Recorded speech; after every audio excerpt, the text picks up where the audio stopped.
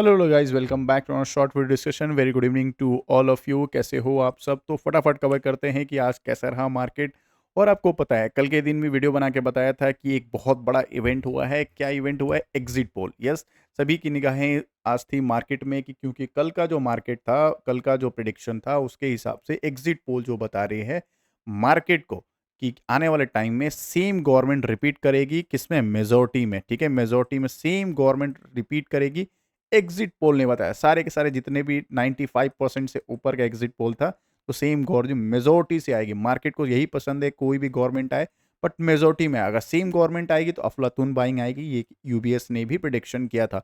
UBS का condition भी था, चार कंडीशन उन्होंने दिया था, जिसमें से दो कंडीशन सबसे ज़्यादा फेवरेबल था मार्केट को बाइंग ले जाने के लिए, और बाकी जो दो कंडीशंस थे वो अच्छा खासा डिस्काउंट, मतलब कि 50 से 20% क्रैश होने का था।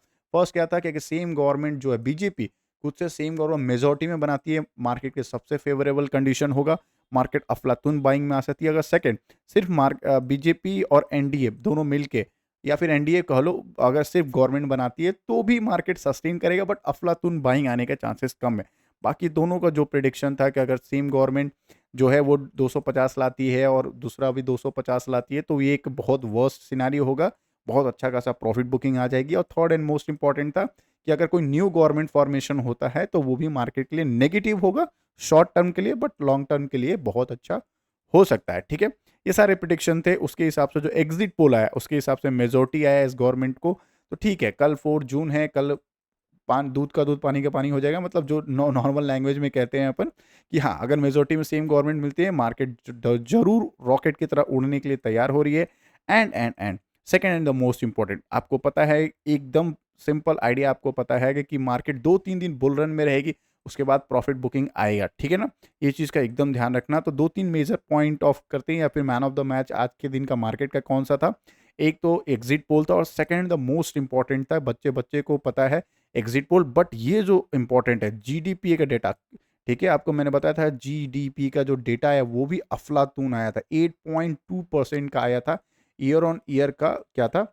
जीडीपी का डेटा, जो कि एक्सपेक्टेशन को भी बीट किया था और रॉकेट की तरह दिया था। देखो, जीडीपी का डेटा अच्छा आना बहुत अच्छी बात है, ये इकोनॉमी के लिए बहुत अच्छा है, बहुत अच्छा रहता है इकोनॉमी के लिए। क्यों? क्योंकि बाहर का जितना अच्छा जीडीपी का डेटा रहेगा, स्ट्रांग रहेगा हमारा जीडीपी का ग्रोथ रहेगी हमारी मार्केट में, तो बाहर से एफआईएस, बहुत बड़े बड़े इन्वेस्टर्स क्या करेंगे, इंस्टीट्यूशनल, वो हमारे मार्केट में पैसे को डंप करेंगे। बहुत बड़ा ज़्यादा पैसा आते रहेगा हमारे मार्केट में, तो अच्छा खासा बाइंग हैपनिंग होता रहेगा। ठीक है ना, इसलिए जीडीपी डेटा को भी मिस आउट नहीं करना। जीडीपी डेटा भी बहुत अच्छा खासा था। ठीक है, अब हम बात करेंगे क्या अभी भी ग्रोथ है, अभी भी निफ्टी बैंक निफ्टी रॉकेट बन सकता है? यस।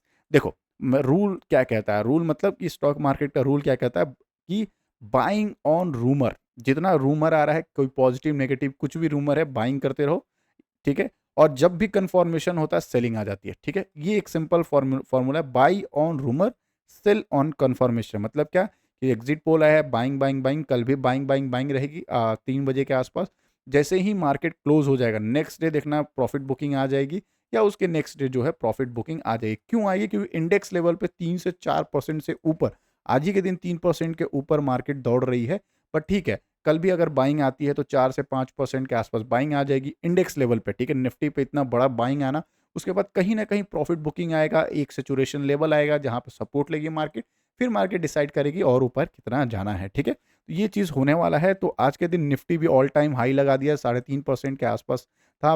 बीएनबी आज रॉकेट की तरह 4% था, और सेंसेक्स ने तो भाई अफलातून 3.5% की बाइंग दे दी है। ठीक है, चलो अब हम बात करेंगे फटाफट कि यस, कौन से स्टॉक अभी भी हम रडार पर रख सकते हैं। हालांकि मैंने उसका सेपरेट वीडियो बना दिया है, बट स्टिल आपसे रिक्वेस्ट रहेगा कि आप मेरे चैनल को कनेक्टेड रहो।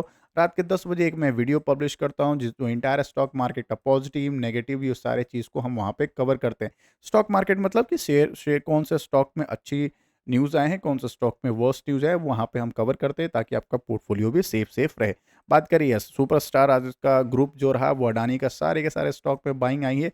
स्पेशली मैंने एक वीडियो बना के पब्लिश किया है कि यस, अडानी के सिर्फ 4 ही ऐसे स्टॉक है जिसपे सबसे ज़्यादा बाइंग कर सकते हैं, जिसपे अडानी इंटरप्राइजेस है, अडानी ग्रीन है, अडानी पोर्ट्स है, एंड अडानी पावर है।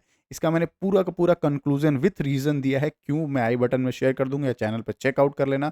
पावर का मैंने बोला था यस, इस पे ग्रोथ है, इसका Q4 का रिजल्ट भी अच्छा था। पोर्ट्स को मैंने सबसे ज़्यादा स्टार में रखा था, टॉप लेवल पे रखा था। क्यों? क्योंकि ये जो एक्सपेंशन कर रहे हैं, इंडिया के बाहर या बड़े-बड़े अलग-अलग कंट्री वर्ल्ड वाइड जो एक्सपेंशन कर रहे हैं और इंडिया में इनके पास 13 पोर्ट्स हैं, वो भी इनका बहुत बड़ा इनका जो ग्रोथ होने सकता है। ग्रीन में भी कैपेक्स का अनाउंसमेंट किया है और अडानी एंटरप्राइजेस को क्यों रखा है? यस, क्योंकि ये फ्लैगशिप शेयर है, ठीक है? फ्लैगशिप मतलब क्या है कि इसके अंदर अभी भी अडानी का जो क्या है क्या आता है, एयरपोर्ट इसी के अंदर आता है, ठीक है? अडानी इंफ्रास्ट्रक्चर भी इसी के अंदर आता है, अडानी डिफेंस भी इसी के अंदर आता है। तो काफ़ी सारे इसके फ्लैगशिप जो अडानी एंटरप्राइजेस के पास है, तो फ्यूचर ओरिएंटेड है, ठीक है?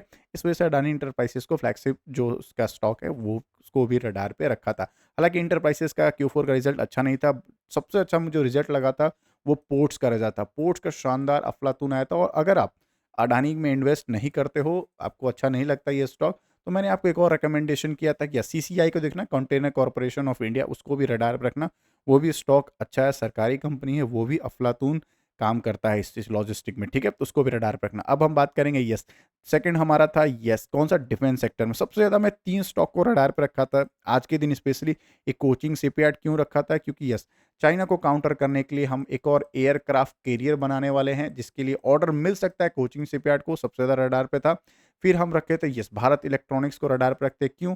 क्योंकि इसकी भी बहुत Q4 का अफ़लातून रिज़ल्ट आया था and second the most important क्या था? यस, ये निफ्टी 50 में जगह बना सकती है, इसका भी इवोल्यूशन कर चुका गया है। सेकंड एंड मोस्ट इम्पोर्टेंट सभी का फेवरेट हिंदुस्तान एरोनॉटिक्स, ये तीनों स्टॉक को रडार पर रखे थे। हालाँकि BEL भारत इलेक्ट्रॉनिक्स का प्रेडिक्शन जो था ₹310 का प्रेडिक्शन था।